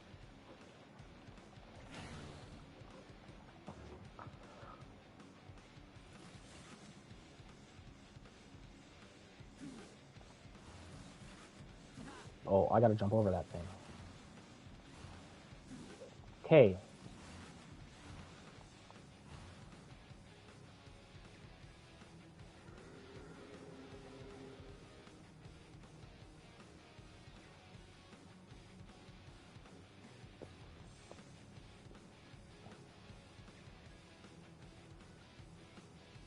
You know what? I actually want to listen to one of those. I want to listen to one of those new songs I unlocked today. I forgot about those. I was talking.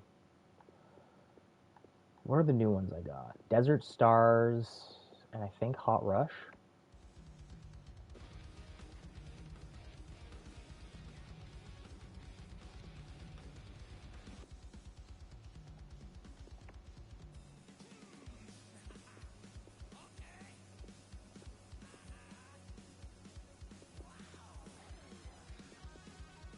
But it all turns down if I turn that down.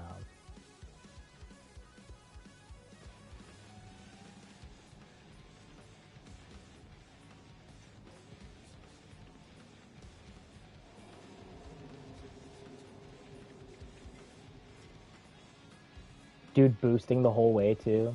This is sick. This is one of the coolest boss fights I've ever done. Fucking hoverboarding on a crazy, like, evil robot dragon on an alien planet. This is so sick.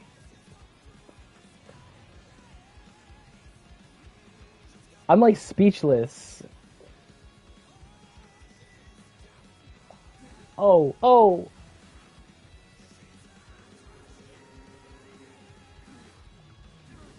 God, man.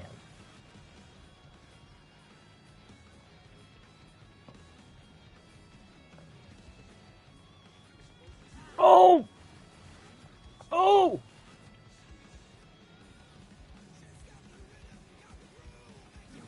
Come on, dude. Dude, these fins. Dude, these fins, dude.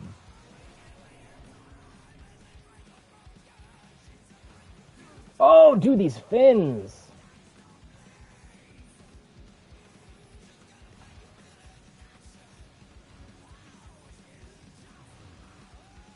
Oh! Oh, God, no! Please, please, please! Dude. Dude. Dude. Are you serious? Dude. I don't even think I can use all the towers.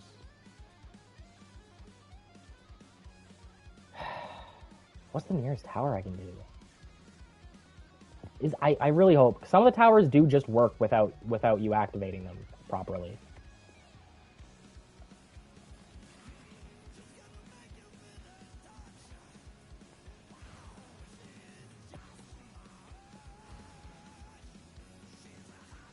Oh, he's flying right over to it too. Voodoo.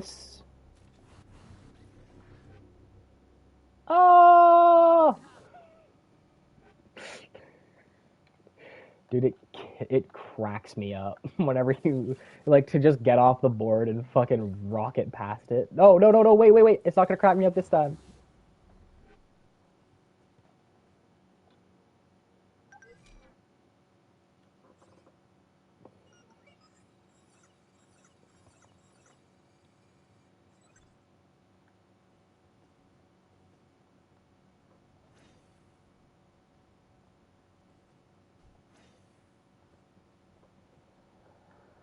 I really hope this corrupt serpent thing has recently hugged its loved ones. I'm just kidding. I don't give a shit. It's gonna die.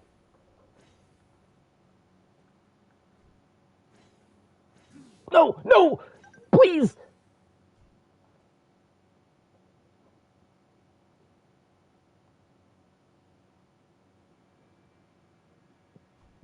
Let's get it.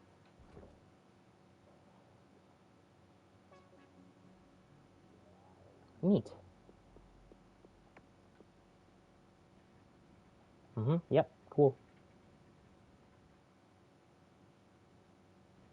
Uh-huh. Yep. I see it. Very cool. Yep. Let's go. Move on. Uh-huh. Yeah. Yeah. We got it. Move on. Let's go. I gotta fight this thing. I'm in a boss fight here. We don't got time for this. We got time for this. I have all day. I have literally all day.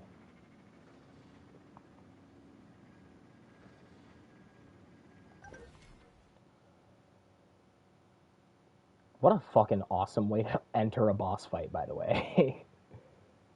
Oh, please, please tell me I'm gonna make it. Please tell me I'm gonna make it. Please tell me I'm gonna make it, dude. No, dude. Please, dude. Please, dude. I've already gone so far, dude. You can't be serious. I should have shot at a different point. I just didn't want to have to fly from so far.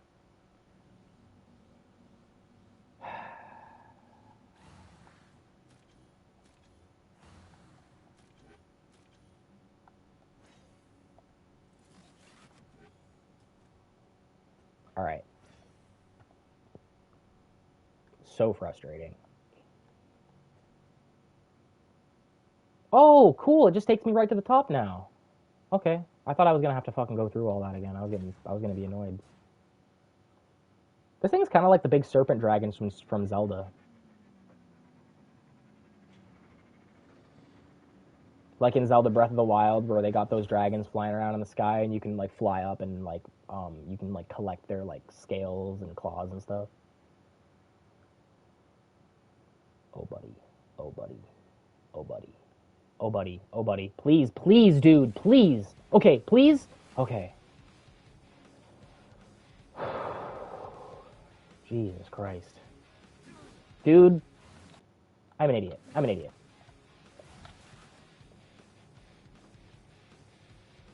Don't get on that thing. Don't get on that thing.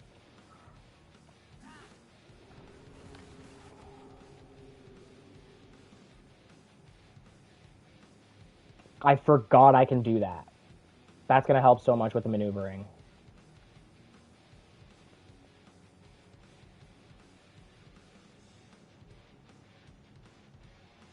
What's happening? What's happening? What's happening? Hey, what's happening? Hey, what's going on? Wait, wait, wait. Seriously, why aren't I going? Why aren't I going anywhere? No, no, no, no, no, no, no, no, no, no, no. No, no, no.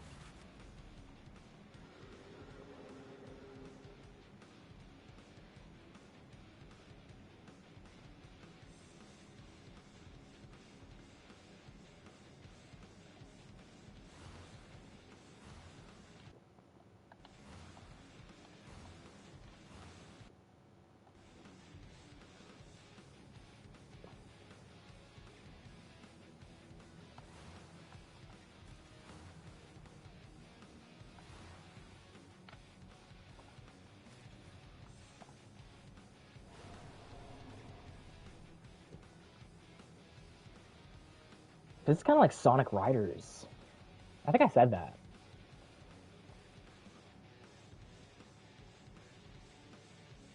I might have said that in like a previous.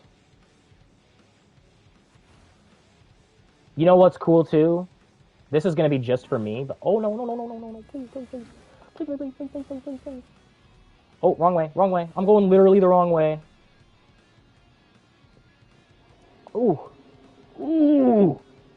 You know what's nice is like I'm getting through this like quick, I guess. Like I guess I'm already at the end of the game here because I think I'm about to save my girlfriend. But she like I think I assume that's the end of the game, right? I still got so much to do. I still got so much to do in this game, and I'm not going to do it on stream. This game is for me now. I got to figure out something else to play.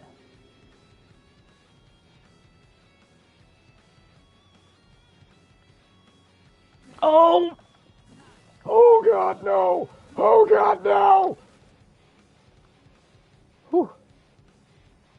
Scary. This is stressful.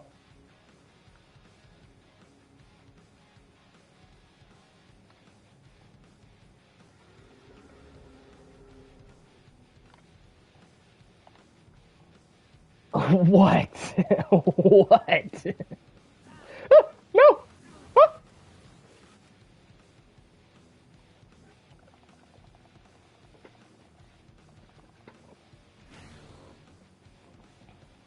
What are you what the fucking me about? Listen, okay?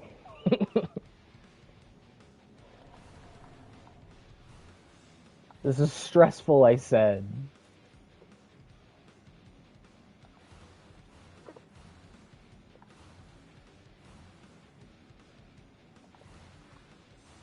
Oh, hot dog! No! No! Please! Oh, please, for the love of cheese!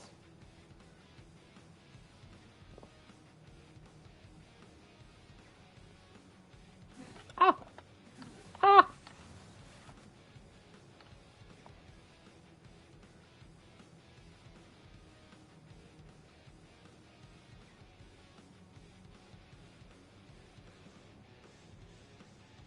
Dude, I wish I could see this from like another angle. It would be so cinematic to see that blue trail like coming out of the hoverboard, like spiraling around this dragon.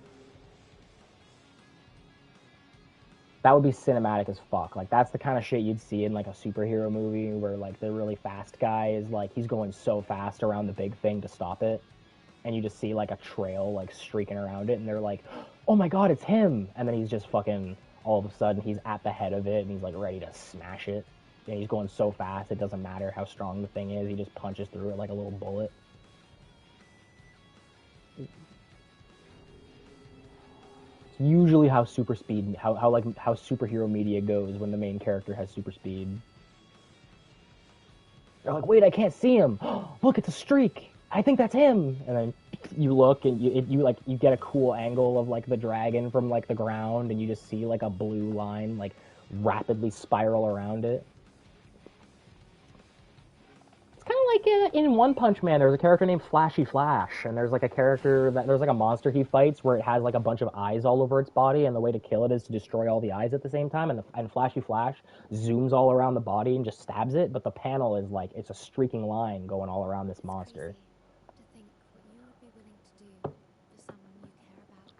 How blind can people become to their own suffering when they truly care about one another? That completely subverts the survival instinct, making one capable of the impossible. It's been hard out here without you. Please know that everything I'm doing right now, I'm doing that for you. Okay, Brian Adams. Oh Jesus! Oh, my ear just got like a itch. Is that it? Like I didn't save her. There's still more. Cool. I'm not complaining.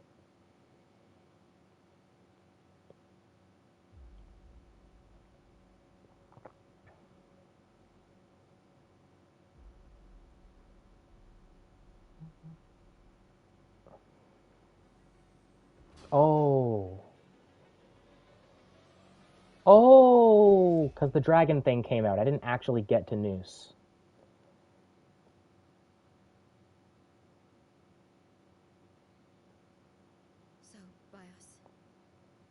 all this way, and you are hearing this message, it means that you probably already understood what I had to do. It means that you found me, and that we were able to defeat the pulse race together.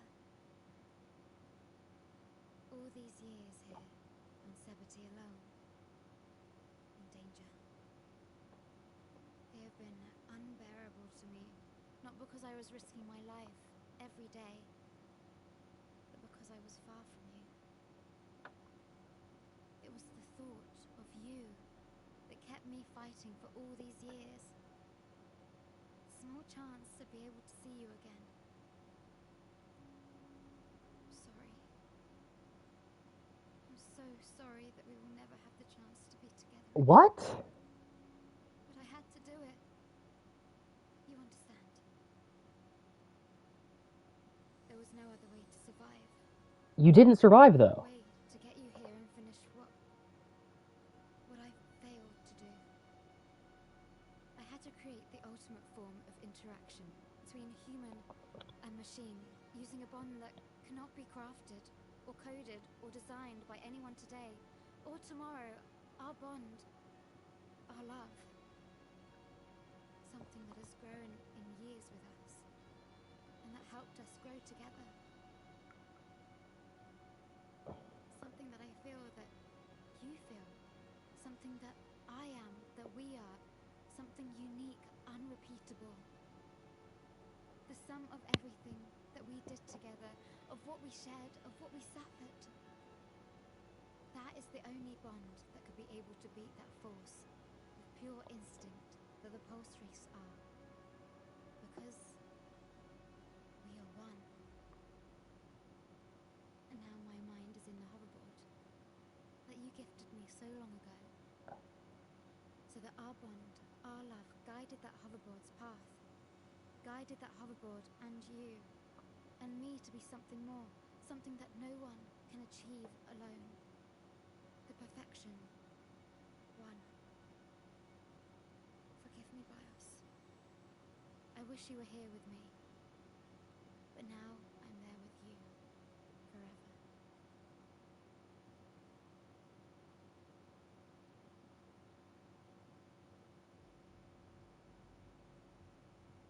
What?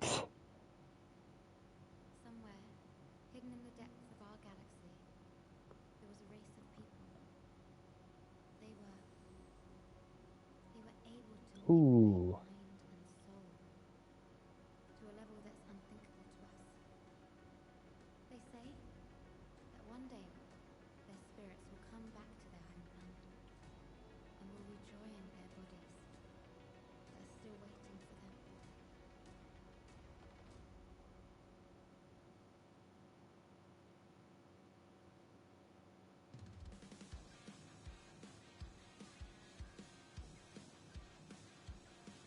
Damn. I really?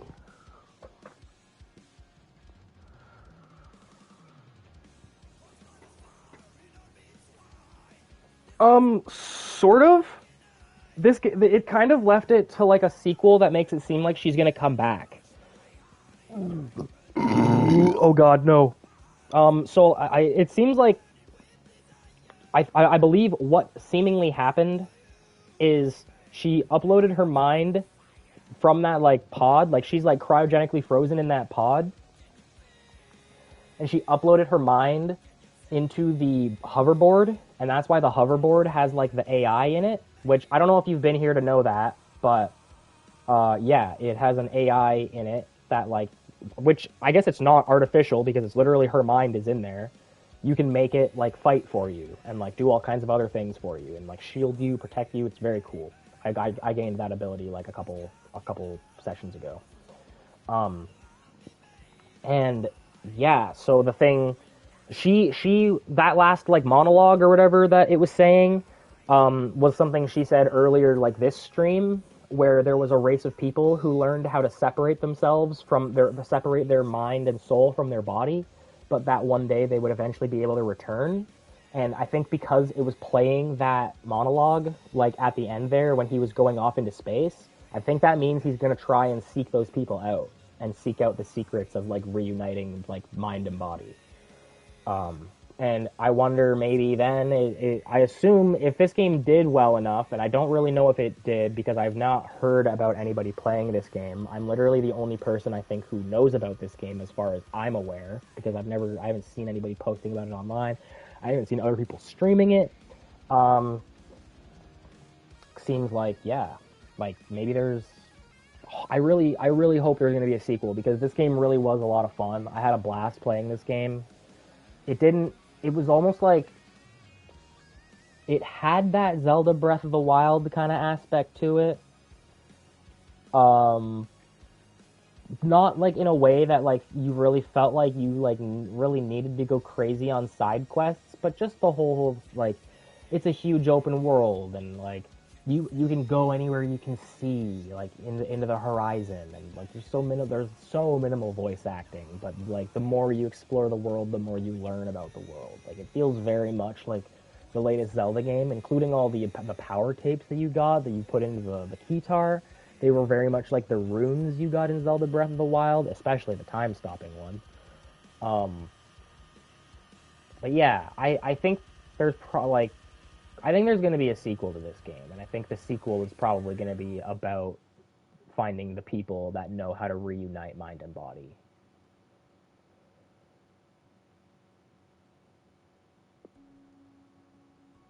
What happens if I hit continue?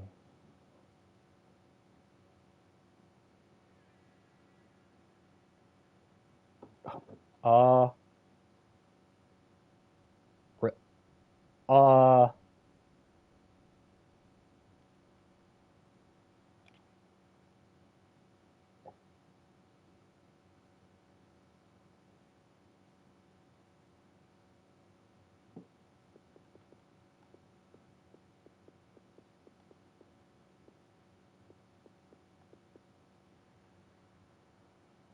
okay, okay. Absolutely insane to just put me back in and drop me from the sky. I imagine that's where I was when I destroyed that huge dragon.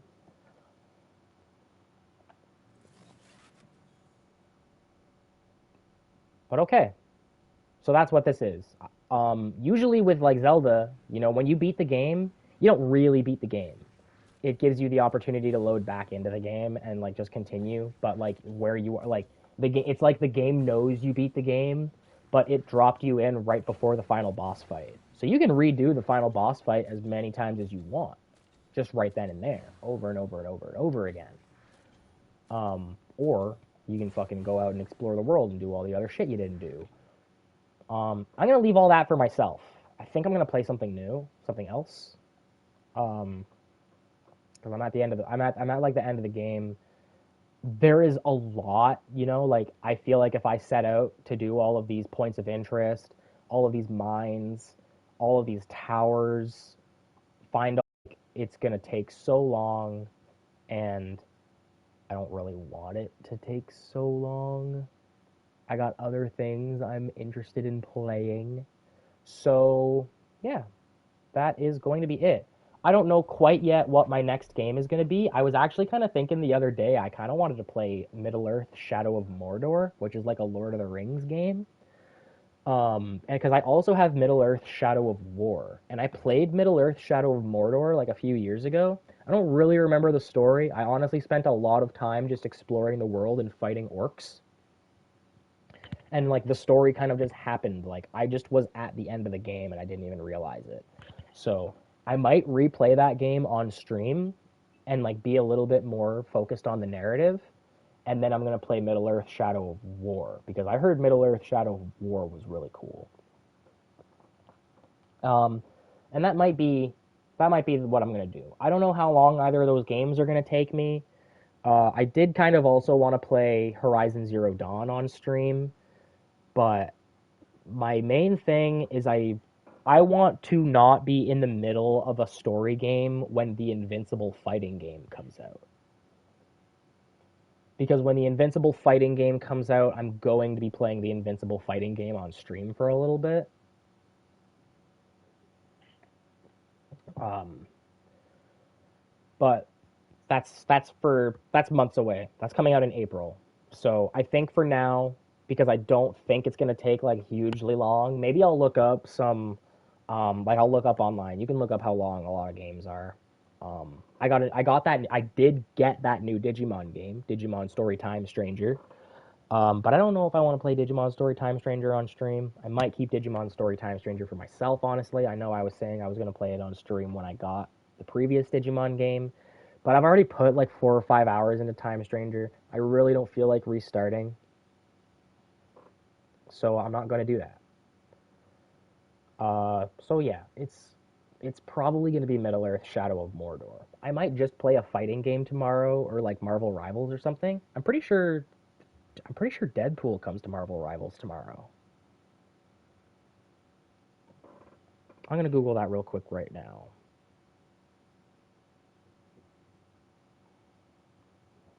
Hmm. A week from now, actually, January 16th. Never mind. Yeah, like I might play like a fighting game or something tomorrow. Something I can maybe do short term. Tomorrow might ultimately end up being first episode of a new playthrough, but we'll see when we get there. For now, I'm getting out of here. I'm hungry. So I'm gonna go. I hope you have a good weekend. I hope you have a good rest of your day. Spicy, if you're still here, thank you for being here. I appreciate you greatly. The love of my life, my whole heart. Um, and I'll message you when I get off stream. If you're watching on YouTube, like and subscribe. You can look me up on social media. I've deleted my Twitter, like all of my Twitters. I had three. They're all gone. You can find me on Blue Sky and Instagram at Donnie D Nova, and Newgrounds at Donnie D Nova. Um, Yeah, that's it. I know I'm still Donnie D Mingo on Twitch and on my YouTube probably, but by the time you're seeing this on YouTube, it's going to be changed. My Twitch is going to be changed by then. So yeah, that's that. Welcome to a new era. I'm getting out of here. That's it. Bye bye.